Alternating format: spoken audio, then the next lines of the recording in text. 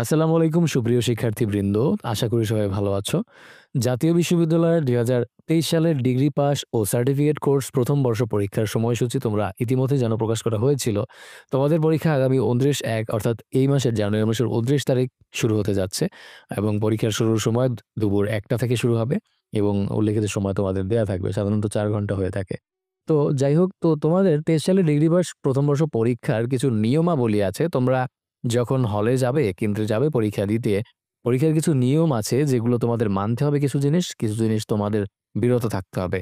যেমন কিছু জিনিস করলে হয়তো তোমাদের পরীক্ষা বাতিল হতে পারে, এমনকি তোমাদের শুধু এই পরীক্ষা না, এমন কিছু জিনিস আছে যেগুলো করলে তোমার পরবর্তী ৩-৪ বর্ষে তুমি আর কোনো পরীক্ষাই দিতে পারবে না। তো জাতীয় বিশ্ববিদ্যালয়ের যে ওয়েবসাইট সেখানে তোমাদের রিসেন্টলি একটা নোটিশ প্রকাশ করা হয়েছে, যেখানে তোমাদের নিয়মাবলী দেয়া হয়েছে। তো কেন্দ্রের প্রতি কিছু নিয়মাবলী আছে, এগুলো তোমাদের দেখার প্রয়োজন নেই। যদিও এখানে কিছু বিষয় বলা হয়েছে, যদি বহিষ্কার করা হয় সেক্ষেত্রে তাদের রিপোর্ট দিতে বলা হয়েছে এই সেই।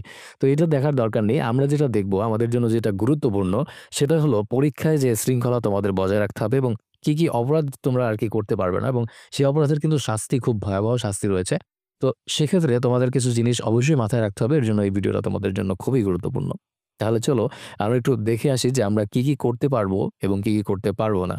তো ১ম এ তোমাদেরকে বলা হয়েছে পরীক্ষা কক্ষে একে অপরের সাথে যোগাযোগ করা এবং কথাবার্তা বলা এটা কিন্তু করা যাবে না। এগুলো সবই হচ্ছে অপরাধ।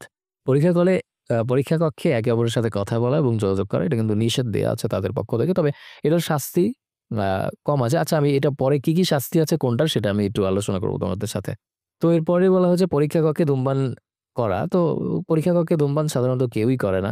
এটা আ এভয়েড, সমস্যা নেই। এরপর হচ্ছে পরীক্ষা হলে মোবাইল ফোন বা ইলেকট্রনিক সামগ্রী ফোন এইটা কিন্তু অনেকেই করে থাকে, অনেকেই ভুলটা করে থাকে যে পরীক্ষার হলে মোবাইল ফোন বা কোনো ইলেকট্রনিক্স সামগ্রী, ইলেকট্রিক না ইলেকট্রনিক্স সামগ্রী বহন অর্থাৎ স্মার্ট ওয়াচ বা এই ধরনের কোনো জিনিস অথবা হচ্ছে ব্লুটুথ এর মাধ্যমে অনেক কিছু। সো এই জিনিসগুলো তোমাদের নিষেধ করা আছে। যদি তোমাদের যে পরীক্ষার হলে যে যারা থাকবে কেন্দ্রে, তারা যদি দেখে তোমাদের কাছে ফোন আছে তাহলে কিন্তু অবশ্যই সমস্যা হবে এবং তোমাদের এক্সফেল করে দিবে।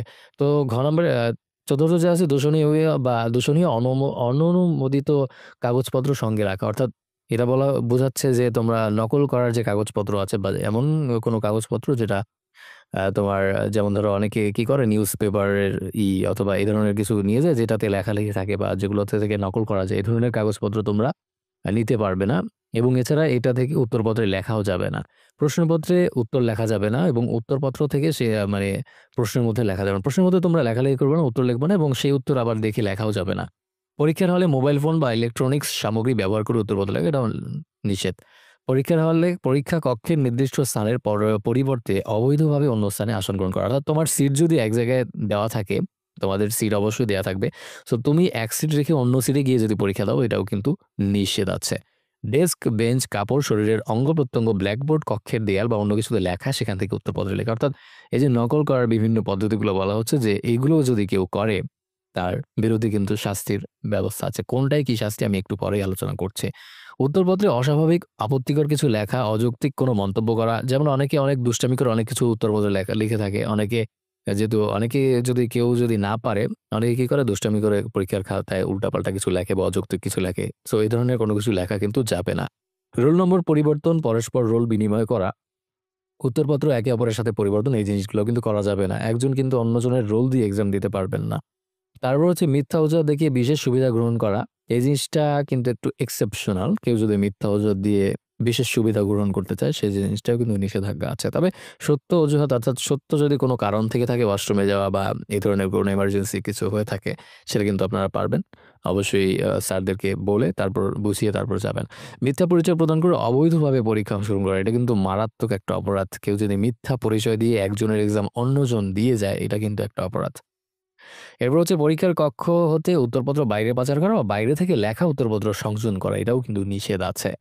উত্তরপত্রের কভার পৃষ্ঠা পরিবর্তন করা যাবে না। ইনভিজিলেটরের নিকট উত্তরপত্র দাখিল না করে পরীক্ষার হল ত্যাগ করা, অর্থাৎ যে ইনভিজিলেটর আছে তাকে উত্তরপত্র না দিয়েই চলে যাওয়া এবং সে যদি চায় তার নাগালের বাইরে ফেলে দেওয়া বা চেষ্টা করা গিলে ফেলা, এই জিনিসগুলা কিন্তু করা যাবে না। উত্তরপত্র বিনষ্ট করা বা ছিঁড়ে ফেলা। উত্তরপত্র ছিঁড়ে ফেলা যাবে না। দূষণীয় কাগজপত্র অর্থাৎ তোমার যে নকলের কাগজপত্র, উত্তরপত্র, প্রবেশপত্র ইত্যাদি যথাযথ কর্তৃপক্ষের নিকট হস্তান্তর করতে অস্বীকৃতি জ্ঞাপন করা বা জব্দ করার ক্ষেত্রে কোনরূপ বাধা সৃষ্টি করা। অর্থাৎ তোমার কাছে যদি চায়, তুমি যদি নকল করে থাকো, তারপর যদি তুমি না দাও, তুমি যদি অস্বীকৃতি জানাও, তুমি যদি সেটা খেয়ে ফেলো, গিলে ফেলো, ফেলে দাও, এগুলো কিন্তু করা যাবে না। পরীক্ষার কক্ষে পরীক্ষার কাজে নিয়োজিত ইনভিজিলেটর বা কর্তব্যরত ব্যক্তি সম্পর্কে কটূক্তি গালাগালি করলে, খারাপ আচরণ করলে তার সাথে, এগুলোও কিন্তু নিষেধ আছে। আশা করি তোমরা ম্যাচিউরড স্টুডেন্ট, তোমরা কখনোই এইসব জিনিস করবে না। এরপর হচ্ছে সুষ্ঠুভাবে পরীক্ষা অনুষ্ঠানে কোনরূপ বাধা সৃষ্টি করা, গোলযোগ করা, গোলযোগ সৃষ্টি অর্থাৎ মারামারি করা এবং হামলা করা, অনেকভাবে এসব জিনিস করা, পরীক্ষার কক্ষ ভাঙচুর করা অথবা যে জিনিসপত্র আছে ফ্যান ভাঙা, অনেকে কিন্তু এই জিনিসটা করে। শেষ পরীক্ষার দিন কিন্তু অনেকেই খারাপ আচরণ করে। সো এই জিনিসটা কিন্তু কোনোভাবেই করা যাবে না এবং আমরা আশা করি তোমরা এগুলো করবে না। এবং তোমাদের এই যে অপরাধগুলো আছে, এটার কোনটার ক্ষেত্রে কি শাস্তি সেটা কিন্তু আমি ১ম এই বলেছিলাম যে এমন কিছু অপরাধ আছে যেটার কারণে তোমার ৪ বছরের পরীক্ষা বাতিল হয়ে যেতে পারে। শুধুমাত্র এক্সফেল না। দেখো, আমাদের ক থেকে ঘ পর্যন্ত সংশ্লিষ্ট বছরের পরীক্ষা বাতিল হয়ে যাবে যদি করো। অর্থাৎ তোমরা ১ থেকে ৪ পর্যন্ত যেগুলো আছে, আমি তোমরা এই নোটিশটা সংগ্রহ করতে পারো ন্যাশনাল ইউনিভার্সিটি এখান থেকে।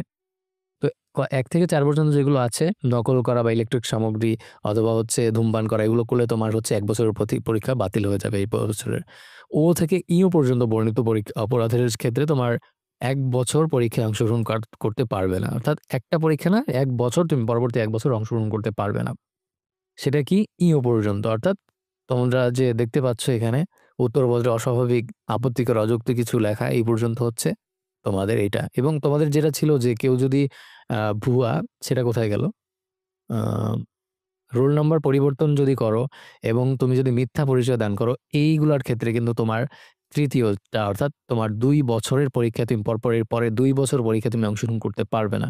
এরপরে থেকে আ ন পর্যন্ত কিন্তু তোমার ৩ বছরের এক্সাম তুমি দিতে পারবে না এবং সর্বশেষ যেগুলো ছিল, যেগুলোতেও দেয়া হয়েছে যে ব্যবহার খারাপ করা বা নকল করে অস্বীকার করা, এসব জিনিস করলে তুমি কিন্তু ৪ বছর এক্সাম দিতে পারবে না। এবং এইটা কিন্তু দেয়া নাই। এটা হচ্ছে তাদের ওখানে যে কমিটি থাকবে তারা হচ্ছে বিবেচনা করে দিবে। এই যে।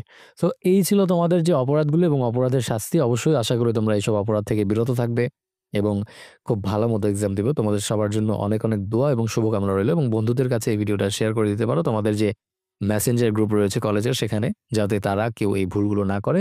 অবশ্যই জাতীয় বিশ্ববিদ্যালয় কর্তৃক যে সকল আ কলেজ আছে পুরো বাংলাদেশে, সেগুলোর প্রত্যেকটার ক্ষেত্রে কিন্তু এসব নিয়মকানুন মেনে চলবে। সো অবশ্যই তোমরা সিনসিয়ার থাকবে, সতর্ক থাকবে এসব কাজ না করার জন্য এবং এসব থেকে বিরত থাকার জন্য। তো তোমাদের যে বন্ধুরা আছে তাদেরকে এই ভিডিওটা শেয়ার করে দাও যাতে তারাও বেঁচে থাকতে পারে এসব খারাপ কাজ থেকে এবং অপরাধ না করতে পারে এবং ভালো একটা পরীক্ষা দিতে পারে।